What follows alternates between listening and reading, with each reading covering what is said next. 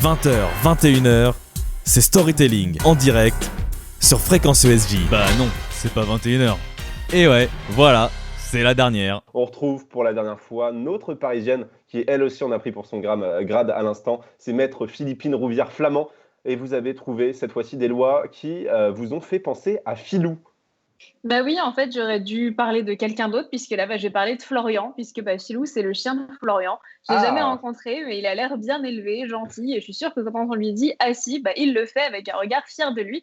Mais Florian, si vous viviez à Hartford, la capitale du Connecticut, vous n'auriez pas pu apprendre toutes ces choses si utiles à Filou parce que là-bas, c'est illégal de dresser un chien. Par contre, ce que vous pouvez faire, c'est l'éduquer dans une ville voisine.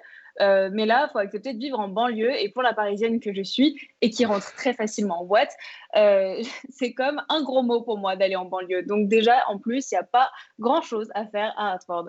toujours aussi sympathique avec les gens qui ne vivent pas à Paris, Philippines. Et le Connecticut, c'est pas le seul État qui a des lois étonnantes qui concernent les chiens. Et oui, c'est pire encore que le Connecticut. Il y a l'Oklahoma et là-bas, faut pas déconner avec son chien puisqu'on n'a pas le droit de lui faire de grimaces. Donc, je suis pas très chien, vous me direz, mais je suis pas convaincue qu'il y ait un véritable intérêt à faire des grimaces à son chien. En tout cas, attention Florian, parce que je vous ai déjà vu faire avec Filou. Et si vous étiez en Oklahoma, vous risqueriez la prison. Et en tout cas, pour votre dernière drôle de loi de la saison, on parle d'un animal que vous préférez, mais alors largement au chien. J'ai ma petite idée déjà. Et oui, c'est les chats. Moi, Ouais. j'adore les chats. En Et tant je que sais parisienne, ça qui m'étonne déjà. pas.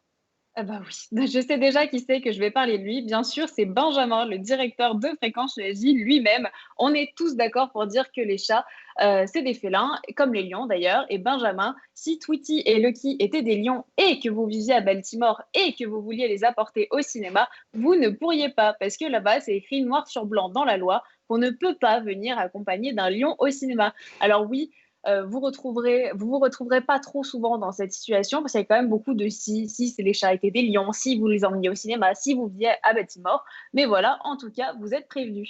Ouais, c'est vrai que c'est assez peu probable. Et je rappelle que Lucky et Tweety sont les deux chats de Benjamin Poulain, qui est donc le patron de Fréquence ESJ.